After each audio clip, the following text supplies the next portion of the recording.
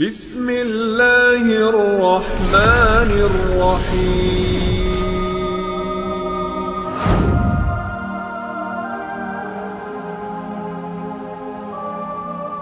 Tak lupa salawat dan juga salam tentunya kita hadiahkan kepada Rasul kita Nabi besar Muhammad sallallahu alaihi wa ala alihi wasallam. Pembahasan di malam hari ini kita akan membahas seputar anak kecil yang meninggal dunia. Apakah anak-anak kecil yang meninggal dunia seperti bayi-bayi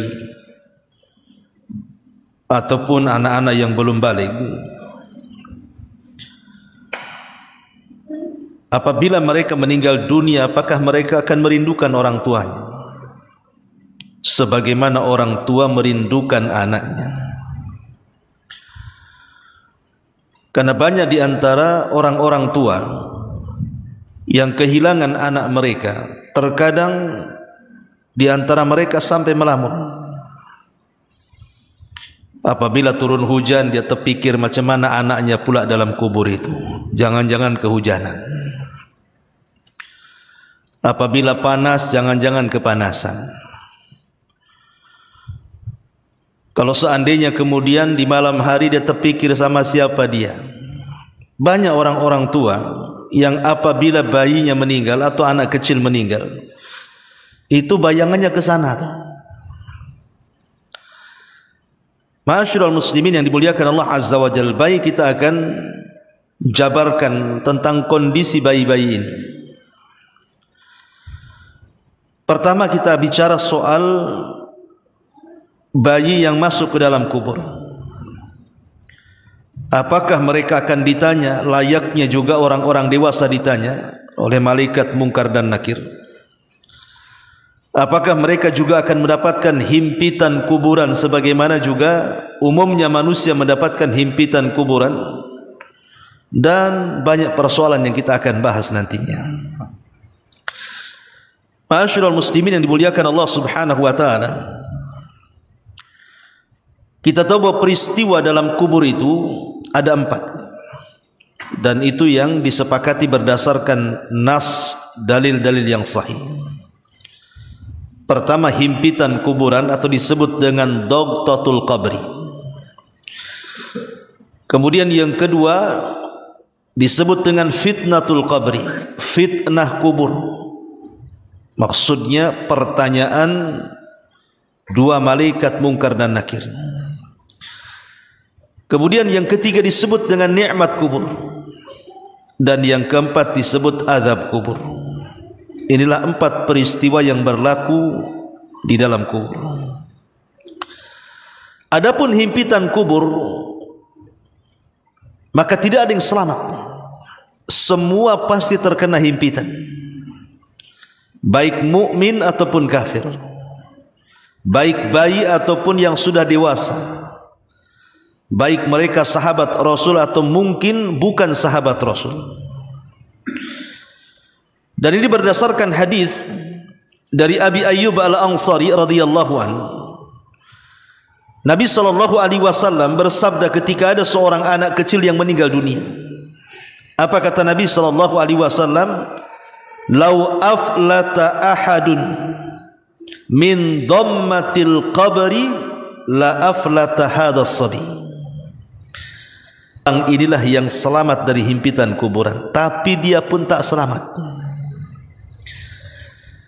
Lalu apa salahnya bayi? Dia kan tidak berdosa, melakukan dosa pun tidak, belum pun ada dosa pada badannya. Kenapa kemudian dia mendapatkan himpitan kuburan? Ma'asyiral muslimin yang dimuliakan Allah Subhanahu wa taala,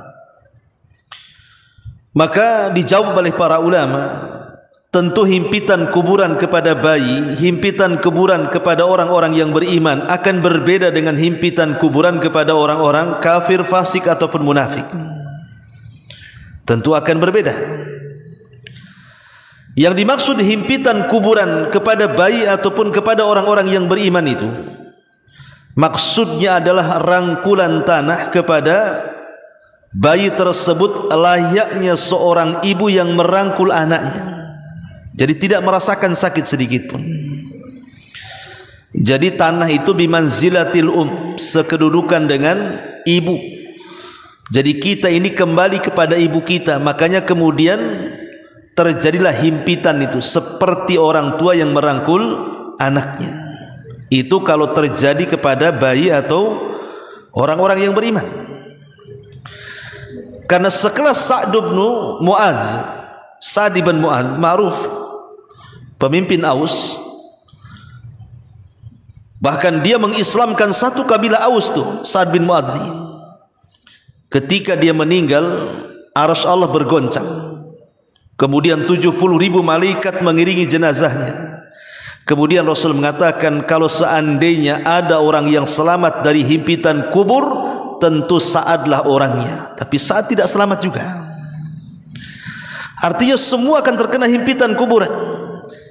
Cuman kalau himpitan kuburan ini mengenai orang-orang kafir, orang-orang munafik, maka akan meretakkan seluruh tulang-tulang dari persendian.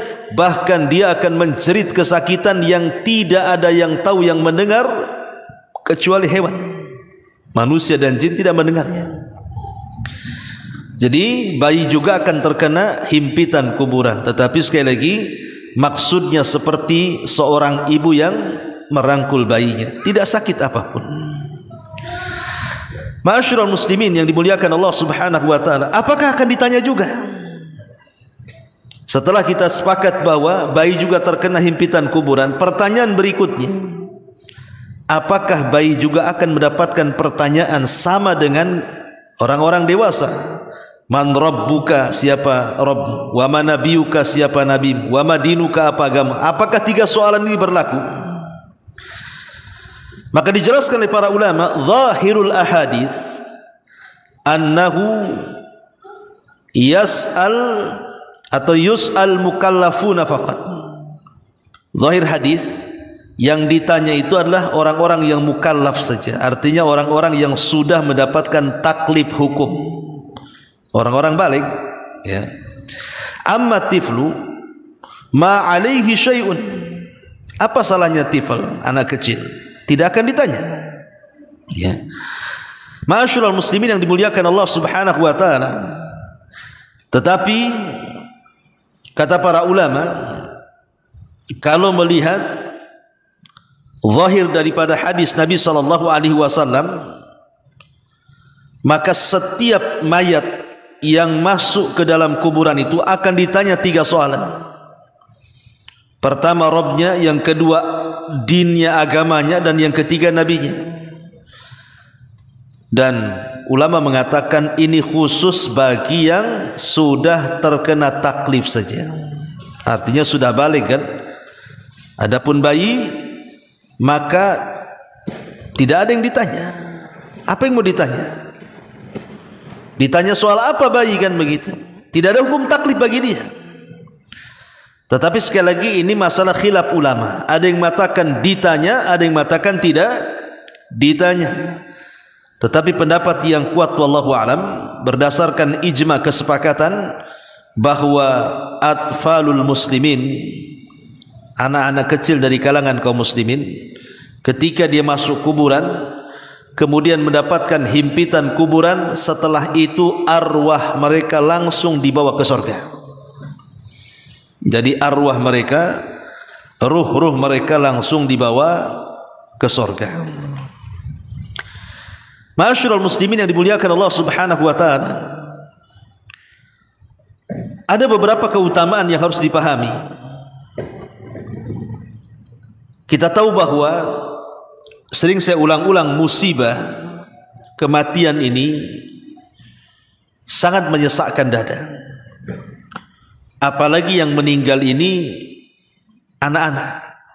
Kalau yang meninggal itu mungkin suami atau istri atau orang tua, mungkin sedihnya tidak akan berlarut-larut. Tetapi kalau yang meninggal itu anak, biasanya berlarut-larut tuh sedihnya tuh. Dan itu dirasakan oleh Nabi sallallahu alaihi wasallam saat meninggal Ibrahim. Ingat, putra-putra Nabi SAW itu kan meninggal semua di waktu bayi. Dimulai daripada Qasim meninggal di waktu bayi, kemudian disusul dengan Abdullah juga meninggal di waktu bayi, kemudian disusul oleh Ibrahim juga meninggal di waktu bayi. Dan yang paling menyedihkan adalah ketika kematian Ibrahim, sampai Rasul menangis. Ya. Nabi SAW sampai ditegur oleh Abdurrahman ibn Auf gara-gara menangis.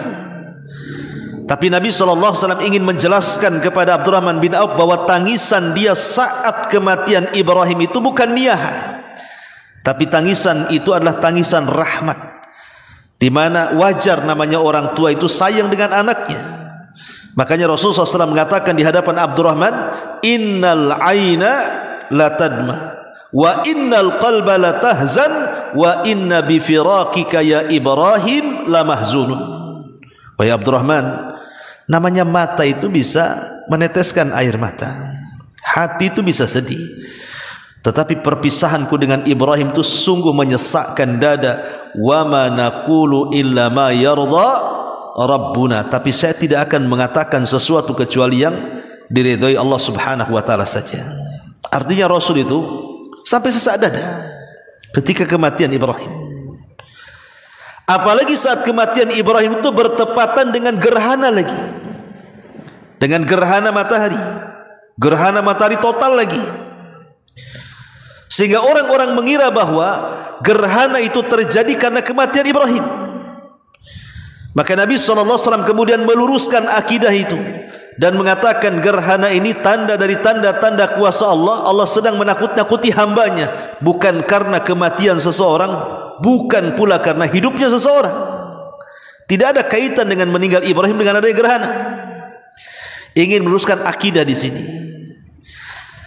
Tetapi ma'asyiral muslimin yang dimuliakan Allah Azza wa Jalla, kalau kita melihat khususnya orang-orang awam di masyarakat kita ini, apabila Allah berikan musibah kepada mereka, anak mereka meninggal, bayi mereka meninggal, itu terkadang mereka sangat mengkhawatirkan bayinya, bukan mengkhawatirkan dirinya.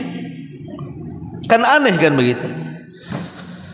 Ada orang-orang tua itu yang ketika meninggal bayinya dikhawatirkan bayinya. Seperti tadi yang saya contohkan, apabila hujan dia terpikir, aduh gimana anak saya kehujanan gitu. Kalau panas terik macam mana anak saya kepanasan. Kalau di malam hari dia berpikir sama siapa dia sendirian. Sampai stres orang tuanya. Sebenarnya kalau dia tahu hakikat bayi itu meninggal, tidak ada orang tua yang akan sedih. Kalau tahu keutamaan dan kemuliaan orang yang mendapatkan musibah karena kematian anaknya yang belum balik atau masih bayi itu, tidak ada orang tua yang akan menangis. Justru sebenarnya kita yang masih hidup ini yang harus memperbaiki, bukan memikirkan orang yang sudah meninggal. Perhatikan beberapa keutamaan yang Allah Subhanahu wa taala berikan kepada orang-orang yang mendapatkan musibah kematian anak itu. Pertama, Allah akan membangunkan rumah di surga. Dan ini berdasarkan hadis Nabi sallallahu alaihi wasallam, "Idza mata waladul abdi," jika anak seorang hamba itu meninggal dunia, jika ada anak kecil meninggal dunia, qala Allahu li malaikatihi, maka Allah akan memanggil malaikat yang mencabut ruh anak itu. Kemudian Allah mengatakan, qabadtu walada abdi, wahai malaikat pencabut nyawa, kalian telah mencabut anak hambaku. Fayaqulun, maka malaikat maut mengatakan, na'am ya Rabb, iya aku sudah mencabutnya. Kemudian Allah mengatakan, qabadtum samarata fuadihi, sungguh kalian telah mencabut buah hatinya. Fayaquluna na'am, maka malaikat pencabut nyawa mengatakan, iya wahai Rabb. Maka Allah mengatakan, madza qala abdi, setelah kau cabut nyawa anaknya, apa yang dikatakan orang tuanya? Fayaqulun, maka orang tuanya mengatakan, hamidaka wastarja'ah, mereka memujimu, kemudian istirja inna lillahi wa inna ilaihi raji'un, maka Allah Subhanahu wa taala mengatakan ubnu li abdi baitan fil jannah wa sammuhu baital hamdi. Kalau begitu, bangunkan untuk hambaku sebuah rumah di sorga dan beri nama rumah itu dengan rumah pujian atau baitul hamdi. Lihat bagaimana hadis ini menjelaskan tentang keutamaan apabila Allah berikan musibah kepada kita berupa kematian seorang anak. Ya. Jadi Allah Subhanahu wa taala akan panggil tuh malaikat yang mencabut nyawa anak kita. Kemudian Allah tanya tuh, kamu yang mencabut nyawa dia ya kan? Kan malaikat maut itu kan bukan satu orang, bukan satu malaikat, tapi banyak rombongan. Jadi kan kalau kita bicara soal keimanan kepada malaikat, ada satu malaikat satu tugas. Seperti Jibril jelas tugasnya, Mikail jelas tugasnya gitu. Ada malaikat itu bukan satu tapi rombongan. Nah, seperti malakul maut itu kan rombongan. Bukan satu malaikat maut mencabut banyak orang, tidak. Malaikat maut itu banyak di mana-mana. Makanya terkadang biasanya kalau ada kematian satu hari itu biasanya ngerembet tuh. Besok mati, besoknya mati lagi, besoknya mati lagi, kan itu ya. Jadi malaikat maut itu banyak. Makanya kemudian kalau ada malaikat maut yang mencabut nyawa bayi, maka Allah akan panggil tuh malaikat itu dan dikatakan, betul kau yang mencabut nyawa si fulan, anaknya si fulan? Kata malaikat, iya. Engkau sudah mencabut anak yang paling dicintai oleh orang tuanya. Kata malaikat, iya. Maka Allah mengatakan, apa yang dikatakan orang tuanya? Di sini sebenarnya rahasianya, harusnya setiap orang tua kalau ditimpa musibah kematian anak, kalau anda ingin mendapatkan istana di sorga, lakukan dua perkara. Kata Rasulullah, hamidaka wastarja'a. Puji Allah Subhanahu wa taala dengan ucapkan alhamdulillah. Dan yang kedua, katakan inna lillahi wa inna ilaihi raji'un. Jadi kalau anak kita meninggal dunia, kita katakan alhamdulillah, inna lillahi wa inna ilaihi raji'un. Itu dua kata. Maka ketika kemudian dua kata ini diucap, maka Allah katakan kepada para malaikat, ubnu li abdi baitan fil jannah wa sammuhu baitil hamdi. Bangunkan untuk hambaku yang berbicara seperti ini satu istana di sorga. Kasih nama tuh sorganya dengan baitul hamdi, rumah pujian. Luar biasa. Ini yang pertama. Yang kedua, anak yang meninggal dunia di usia balita itu akan menunggu orang tuanya di pintu-pintu sorga. Karena ingat bahwa saya katakan tadi di awal, setelah mendapatkan himpitan kuburan bayi-bayi itu, maka ruh mereka langsung ke sorga. Dan mereka akan bermain-main di taman sorga bersama Nabiullah Ibrahim alaihi salatu wassalam. Dan itu yang dilihat Rasul dalam peristiwa Mi'raj. Ibrahim dikelilingi anak-anak kan. Ya. Jadi yang kedua adalah anak yang meninggal di usia balita itu betul-betul akan menunggu orang tuanya di pintu sorga. Dan itu berdasarkan riwayat Imam An-Nasai yang disahihkan oleh Syalbani rahimahullah ta'ala. Kata Nabi SAW, anna rajulan atan nabiyya sallallahu alaihi wasallam, inna rajulan atan nabiyya sallallahu alaihi wasallam wa ma'ahu ibnun lahu. Seseorang menemui Rasul dengan membawa anaknya. Beliau bertanya kepadanya, faqala lahu atuhibbuhu, kau suka dengan anakmu ni? Qala, maka orang tua mengatakan, ahabbakallah kama ahabbahu ya Rasulullah, kiranya Allah mencintaimu sebagaimana aku mencintainya. Ya jelas Rasul, ini anakku, ya jelas aku cintalah kan gitu. Ditanya kau mencintainya. Pemanya antum bawa anak kecil, saya katakan antum suka anakmu, ya jelas lah, namanya anak sendiri. Ya. Tiba-tiba selang beberapa hari, orang ini yang biasa datang ke majelis Rasul bawa anaknya, tiba-tiba tidak hadir lagi lama.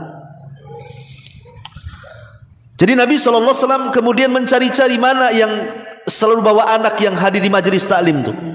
Kok enggak hadir lagi? Maka dihabarkan famata fafaqadahu, kemudian anaknya meninggal. Maka Nabi SAW kehilangan orang ini di majelis taklimnya. Fasa'ala anhu, maka dia pun bertanya. Faqala ma yasurruka alla ta'tiya baban min abwabil jannah illa wajadtahu indahu yas'a yaftahu laka.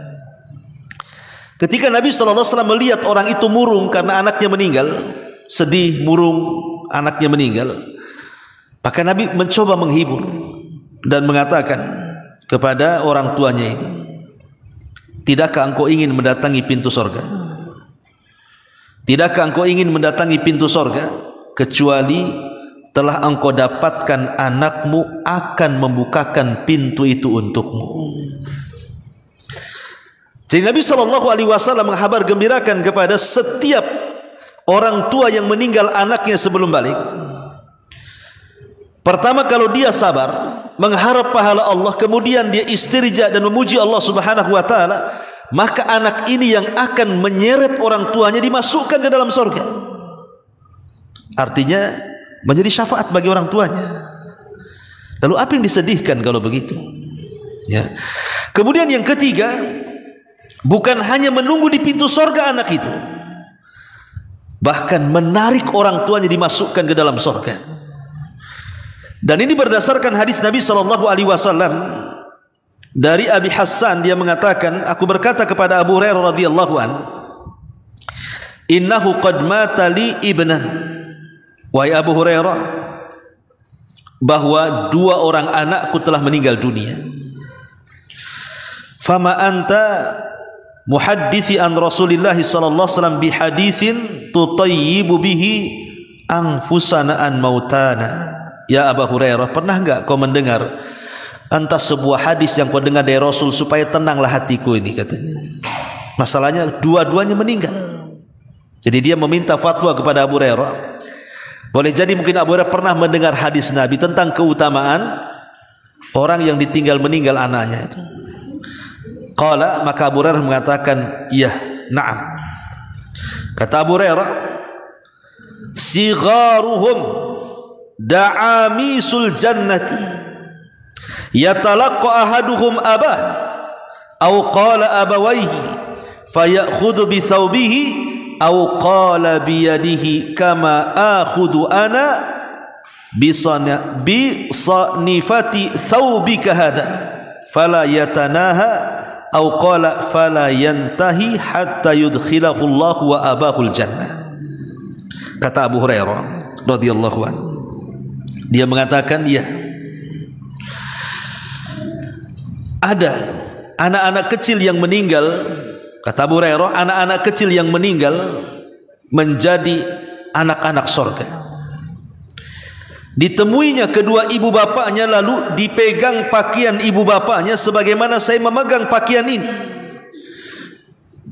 dan tidak berhenti memegang pakaian sampai Allah memasukkannya dan kedua ibu bapaknya ke dalam surga. Jadi bukan hanya berdiri pintu surga sambil dipegang ini, ya. Jadi pakaian orang tuanya itu dipegang begini, disuruh masuk ke dalam surga. Kan luar biasa gitu, ya. Lalu apa yang disedihkan? Harusnya senang kalau seandainya anak kita meninggal, ya, secara lahiriah kita sedih, bagaimanapun itu adalah buah hati kita, kan begitu. Tapi buat apa dilarut-larutkan dengan kesedihan? Harusnya mereka itu bangga dan bahagia kalau mereka mendengar hadis ini, kan. Anak itu akan jadi syafaat, bahkan akan menarik orang tuanya ke dalam surga. Luar biasa, ikhwatu fillah, muliakan Allah Azza wa Jalla. Bahkan lebih daripada itu, bisa menjadi hijab dari neraka. Dalam sebuah hadis Nabi SAW mengatakan, ayyuma imra'atun mata laha thalathah minal waladi kanu laha hijaban minan nar. Qala imra'ah wasnan, qala wasnan. Rasulullah SAW mengatakan, seorang wanita muslimah manapun yang telah didahului wafatnya oleh ketiga anaknya, maka mereka akan menjadi penghalang baginya dari api neraka. ada seorang wanita bertanya, Rasul, bagaimana kalau yang meninggal satu orang atau dua orang? Kata Nabi SAW, ya, walaupun dua orang tetap akan menjadi penghalang dari api neraka. Artinya bahwa anak-anak yang meninggal dunia duluan daripada orang tuanya, kemudian orang tuanya sabar, ihtisab mengharap pahala Allah, kemudian redha dengan kematian anaknya, maka anak itu akan menghalangi kita dari api neraka. Anak itulah yang akan menghalangi kita dari api neraka, sehingga kita akan dibawa oleh anak tersebut ke dalam surga. Makanya dalam sebuah hadis yang lain Rasul mengatakan, ma minan nas yutawaffa lahu thalathun lam yablughul hantha illa adkhalahu Allahul jannah bi fadli rahmatihi iyyahu. Tidaklah seorang manusia, dalam riwayat seorang muslim, yang ditinggal wafat oleh 3 orang anaknya yang belum balik, kecuali Allah akan masukkan ia ke dalam surga karena limpahan rahmat yang Allah berikan kepada mereka. Lihat di sini, berarti kalau kita kumpulkan keutamaan yang sudah kita bahas, berarti ada 4 keutamaan. Kalau seandainya di antara kita diuji dan dicoba, anak kita meninggal dunia dan mereka belum balik, ataupun balita atau masih kecil, pertama saya ulang, Allah akan membangunkan baginya rumah di sorga, dan rumahnya langsung diberi nama oleh Allah Baitul Hamdi, rumah pujian. Yang kedua, bayi itu akan menunggu di pintu-pintu sorga. Yang ketiga, bayi-bayi itu akan menggeret pakaian orang tuanya dan dipaksa masuk ke dalam sorga. Dan yang keempat, anak itu akan menjadi hijab, penghalang antara orang tua dengan api neraka. Ma'asyiral muslimin yang dimuliakan Allah Azza wa Jalla, sekarang pertanyaannya pun muncul. Kalau seandainya kita sebagai orang tua nih kan rindu dengan anak kita yang sudah meninggal, akhirnya kita berziarah ke kuburan anak kita. Pertanyaannya, apakah bayi yang sudah dikubur itu, yang sudah berpindah alam ke alam barzah itu, mereka merindukan orang tuanya yang datang menjenguk dia ketika ziarah kubur, ataukah macam mana? Ya. Ma'asyiral muslimin yang dimuliakan Allah Azza wa Jalla, bicara soal apakah penduduk kubur itu rindu dengan orang yang berziarah, sudah saya jelaskan berkali-kali di sini, ini perkara gaib, tidak bisa ditetapkan kecuali dengan dalil.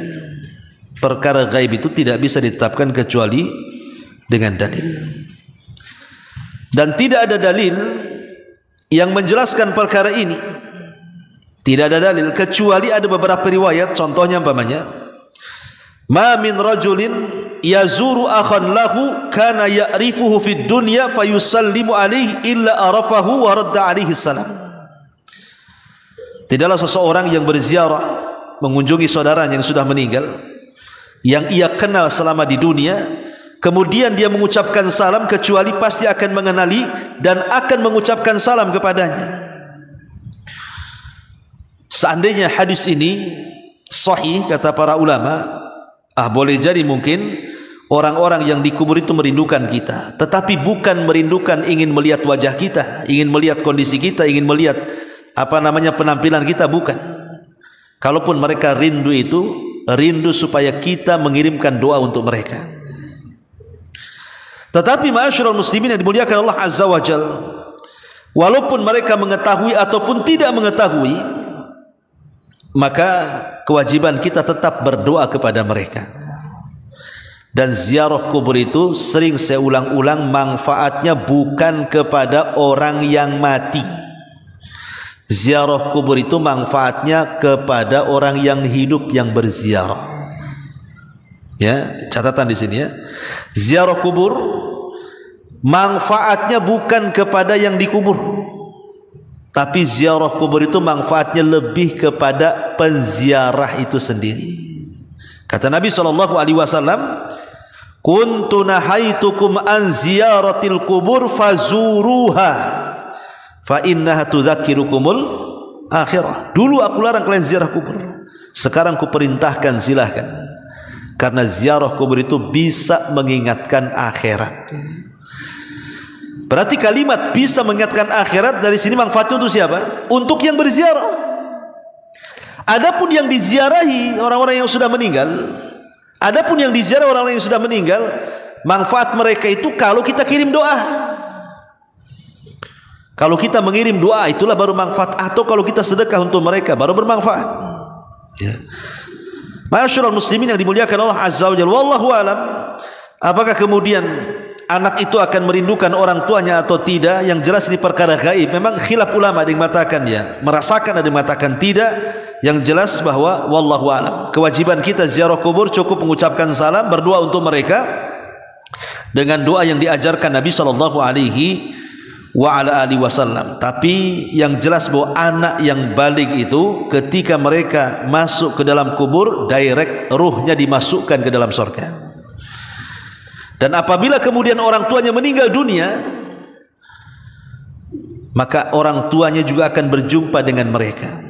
Kalau sama-sama beriman, orang tuanya beriman, maka anaknya akan menunggu di pintu surga dan tidak rela kalau orang tuanya masuk neraka, dan pasti akan menggeretnya dimasukkan ke dalam surga, sebagaimana riwayat yang sudah saya jelaskan di atas tadi. Ma'asyiral muslimin yang dimuliakan Allah Subhanahu wa taala, tetapi di sini ada kewajiban yang perlu dipahami. Pertama, hendaklah sabar. Allah Subhanahu wa taala mengatakan wa basyiri as-sabirin alladzina idza asabatkum musibatun qalu inna lillahi wa inna ilaihi raji'un ulaika alaihim salawatu mir rabbihim wa rahmah wa ulaika humul muhtadun.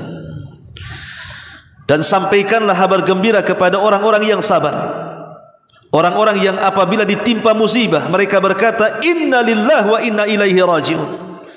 Mereka itulah yang memperoleh ampunan dan rahmat dari Tuhannya, dan mereka itulah orang-orang yang mendapatkan petunjuk. Artinya kalau kita mendapatkan musibah apa saja termasuk kematian, maka kewajiban kita adalah bersabar.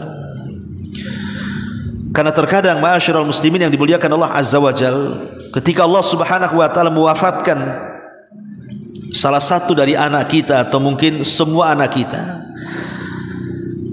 tentu Allah Subhanahu wa taala hendak mengangkat derajat kita, kan? Kita tidak tahu. Kalau Allah memberikan musibah seperti itu, tentu Allah punya maksud. Kenapa enggak anak orang lain saja? Kenapa anak saya yang meninggal? Berarti Allah Subhanahu wa taala hendak memberikan derajat sebenarnya kepada kita kalau dia paham. Kalau dia paham sebenarnya Allah Subhanahu wa taala sedang mengangkat derajat dia lewat anak yang meninggal. Makanya ada seorang ulama salaf namanya Urwah ibn Zubair. Dia punya penyakit di kakinya, semacam gula lah, diabetes mungkin di zaman sekarang, harus diamputasi. Lah ketika itu kan tidak ada obat bius ya, di zaman itu mana ada obat bius. Kalau sekarang iyalah diamputasi ya di obat bius, kecuali mungkin anak-anak Palestina ya. Oh, subhanallah ya. Saya lihat ada satu video itu anak Palestina tuh, dia dipotong kakinya itu tidak pakai obat bius, sampai menjerit-jerit anak itu karena kurangnya alat-alat kesehatan kepada mereka. Itu rata-rata mereka dioperasi tanpa obat bius. Kita bisa bayangkan macam mana anak Palestina itu. Jadi kembali ke kisah Urwah bin Zubair ini, disarankan oleh tabib untuk meminum arak, minum khamar. Tetapi kemudian Urwah mengatakan tidak. Kalau kau mau potong-potong saja kakiku. Sebab kalau aku minum arak, minum khamar, kemudian kau potong kakiku, kemudian aku mati, berarti aku mati ketika mabok katanya. Aku tak mau katanya. Ya Urwah, kau akan parah, kau akan sakit kalau kau tak minum gitu ya. Kata Urwah, tidak. Sebaiknya kau potong di waktu aku sholat. Kalau Allah takdirkan aku mati di waktu sholat, tidak apa-apa. Berarti aku mati dalam kondisi sholat katanya. Akhirnya dia ambil wudu, kemudian dia sholat 2 rakaat. Waktu sholat itu dipotong sama dokternya tuh. Ya bagaimanapun waktu sholat tetap aja sakit. Akhirnya pingsan ya. Setelah kemudian siuman Urwah ini, akhirnya kemudian disadarkan oleh dokter. Dia sadar. Pas sadar itulah rupanya ada musibah baru. Dan dikatakan, ya Urwah, putramu meninggal dunia. Bayangkan, baru dipotong kakinya, baru dia sadar, tiba-tiba kabar datang kepadanya, ya Urwah, anakmu meninggal dunia. Tapi Urwah mengatakan, alhamdulillah ala kulli hal, katanya. Alhamdulillah ala kulli hal. Dokter heran, kenapa Urwah mengucapkan alhamdulillah? Kaki dipotong, alhamdulillah. Anak mati, alhamdulillah. Coba antum ngomong begitu, ya, mobil antum dicuri orang, alhamdulillah. Kira-kira apa kata orang tuh? Rumah antum roboh tuh, alhamdulillah. Anak antum meninggal, alhamdulillah. Ada yang ngomong begini? Kalau ada orang ngomong begini, gila tuh. Itu gendeng katanya, orang gila tuh. Dia tidak paham perkataan Urwah alhamdulillah tuh. Kenapa Urwah mengucapkan alhamdulillah? Jadi sang dokter bertanya, ya Urwah, kenapa kau mengucap alhamdulillah?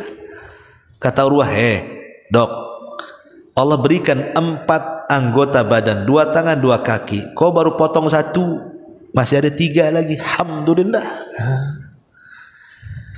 Lalu kenapa anakmu meninggal kau bilang alhamdulillah? Anakku loh ada 6, kalau mati 1 masih tinggal 5, alhamdulillah. Gitu maksudnya. Maksudnya alhamdulillah itu bukan mengucapkan kepada musibahnya, tetapi mengucapkan kepada nikmat yang tersisa kepadanya. Jadi alhamdulillahnya itu kepada nikmat yang tersisanya, bukan kepada musibahnya. Kepada musibahnya kita katakan inna lillahi wa inna ilaihi raji'un, kepada nikmat yang tersisanya kita katakan alhamdulillah. Itulah yang disebut hamidaka wastarja tadi. Karena terkadang orang ini ketika hilang nikmat, dapat musibah, yang dipikir musibahnya, nikmat yang ada itu tidak pernah dipikir tuh. Hilang dompet, yang dipikirkan dompetnya saja, pada rumahnya masih ada, berangkasnya masih penuh, mobilnya masih bagus, dompetnya aja yang hilang. Itu yang dipikirin gitu ya. Ya Ustaz, tuh dompet tuh semua surat-surat di situ tuh. ATM disebut semua di situ ya. Masyaallah muslimin yang dimuliakan Allah Azza wa. Tapi di sini bagaimana Urwah bin Zubair memberikan gambaran kepada kita, mengajarkan satu sikap sabar saat mendapatkan musibah. Bahkan ada seorang ulama bahasa namanya Al-Imam Al-Asma'i rahimahullah, seorang ulama nahwu. Antum kalau belajar nahwu pasti akan dinukilkan perkataan Imam Al-Asma'i ini. Jadi Imam Al-Asma'i ini satu hari dia sedang thalabul ilmi di masa mudanya bersama kawannya, kemudian tersasar di padang pasir, habis bekal, tidak ada makanan, tidak ada minuman, hampir mati Imam Al-Asma'i dan kawannya ini. Akhirnya di tengah jalan dia melihat ada tenda. Alhamdulillah, selamat kita dari kematian katanya. Bisalah kita meminta makanan di tenda itu atau minuman yang ada di situ. Datanglah ke tenda itu, rupanya di tenda itu ada seorang ibu yang sudah tua sekali. Maka Imam Al-Asma'i mengucapkan salam, assalamualaikum. Kata ibu itu, waalaikumsalam. Kemudian Al-Asma'i menjelaskan bagaimana dia tersesat di tengah padang pasir sampai kehilangan bekal makanan minumannya. Rupanya ibu yang tua ini adalah ibu yang solehah, ibu baik hati, dan mengatakan, iya nak, tunggu nak, saya punya anak kecil, tapi dia sedang keluar. Masalahnya dari pagi dia keluar, sekarang sudah sore dia tak pulang-pulang. Kalau dia pulang, nanti saya suruh dia untuk memerahkan air susu kambing dan disuruh menyembelih seekor kambing untuk kalian makan katanya. Akhirnya Imam Al-Asma'i pun menunggu anaknya balik. Rupanya dari kejauhan nampaklah ada 2 unta. Yang satu ditunggangi, yang satu tidak ditunggangi. Makin dekat, makin dekat, makin dekat. Tiba-tiba yang menunggang unta mengatakan kepada ibu itu dan mengatakan, ya ummah, ya ummah, wahai ibu, katanya kan, absyir, berbahagialah bahwa Allah Subhanahu wa taala telah menakdirkan anakmu meninggal dunia. Semoga Allah Subhanahu wa taala memberikan pahala akan musibah yang menimpamu, katanya. Ibu ini langsung terdiam dan mengatakan inna lillahi wa inna ilaihi rajiun. Kata ibu itu, lalu mana jasad anakku, katanya. Maka kawannya mengatakan, jasad anakmu terperosok ke dalam jurang, saya tidak bisa mengambilnya, saya hanya bisa menyelamatkan untanya saja. Ibu ini sempat sadar dan mengatakan kepada kawan anaknya itu, kalau begitu tolong nak, itu ada tamu, kamu perahkan susu, kau sembelihkan kambing, tolong aku bantu jamu tamu itu. Akhirnya kemudian ibu ini menghampiri Al-Imam Al-Asma'i dan mengatakan, ya fulan, saya lihat zahirmu seorang talabul ilm, bisa enggak kau bacakan ayat yang bisa menenangkan aku, katanya.